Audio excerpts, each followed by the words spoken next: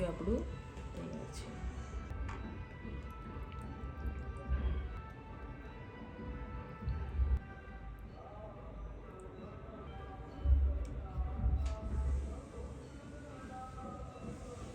આજે આપણે બનાવીશું ઊંધિયું. તેને માટે આપણે રતાળું, શક્કરિયા, સુરણ, રીંગણ, બટેકા, ટમેટાં, તુવેરના દાણા, વાલ, વટાણા, સુરતી પાપડી, પાપડીના દાણા, મેથી અને આદુ લસણની પેસ્ટ ને ચણાનો લોટ લીધેલો છે.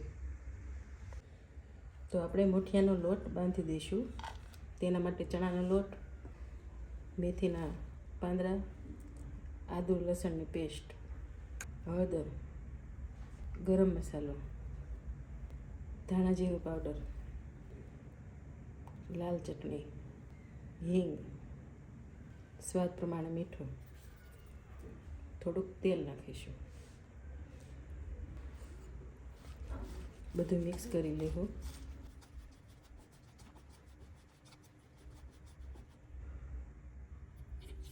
પાણી નાખીને લોટ બાંધી લઈશું. તો આપણો લોટ તૈયાર થઈ ગયો છે.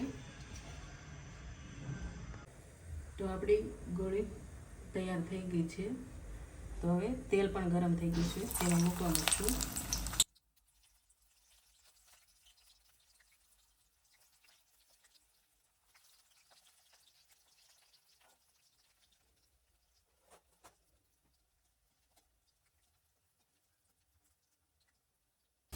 તો આપણી ગોળી બદામી રંગની થાય ત્યાં લગી તળાવા દઈશું.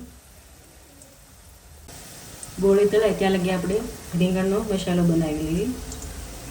2 ચમચી શીંગના દાણાનો ભૂકો લઈશું, 2 અઢી ચમચી જેટલો.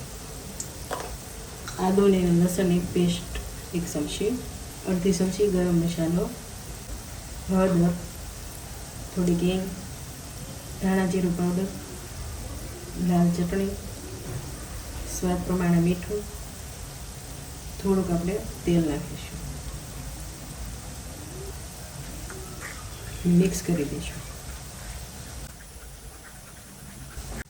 તો આપણી ગોળી તૈયાર છે તળાઈને. તો આપણે પ્લેટમાં કાઢી લઈશું. તો હવે આપણે બધા શાકભાજી તળી લઈશું. ધીમે ધીમે તળી લઈશું, ધીમા ગેસે.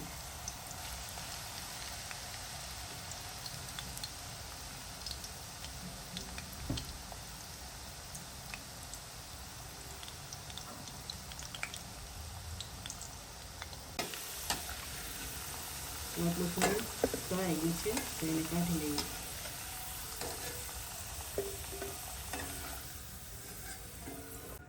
હવે આપણે રતાળા નાખીશું.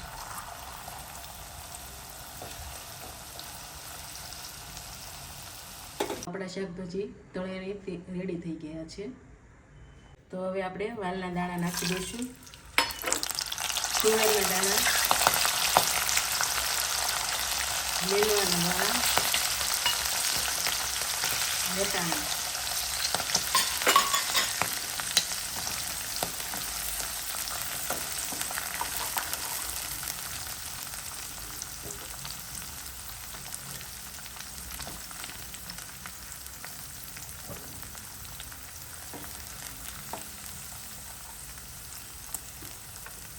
થોડીક વાર ચડવા દઈશું, પછી આપણે બધા મસાલા નાખીશું.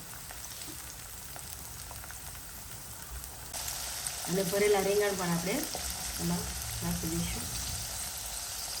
તો બધા શાકભાજી નાખીને ધીમા ગેસે આપણે ચડવા દઈશું.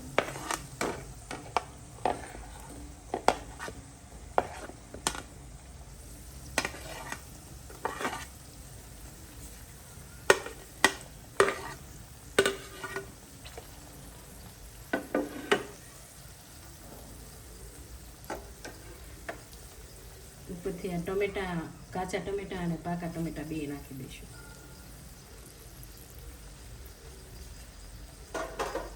ધીમા ગેસે સડવા મૂકી દઈશું.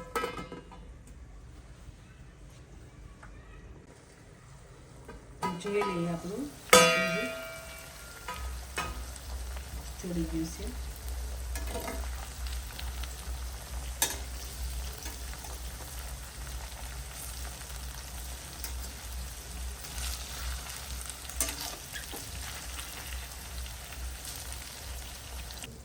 હળદર નાખીશું, લાલ ચટણી, ધાણા જીરું પાવડર, ઊંધિયાનો મસાલો,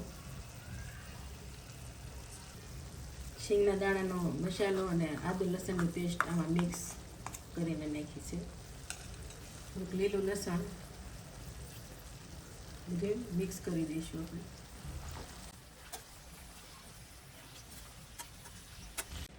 ઊંધિયા માટેની ગોળી અને પાણી નાખીને આપણે સડવા દઈશું. 1 ગ્લાસ પાણી નાખ્યું છે આપણે.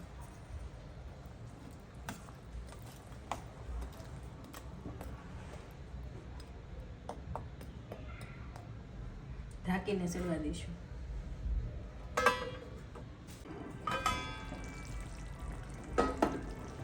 તો આપણું ઊંધિયું તૈયાર છે. તો આપણે ગેસ બંધ કરી દઈશું.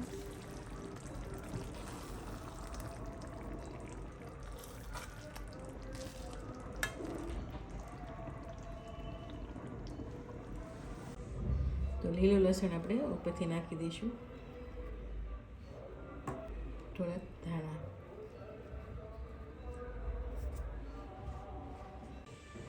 તો ઊંધિયું આપણું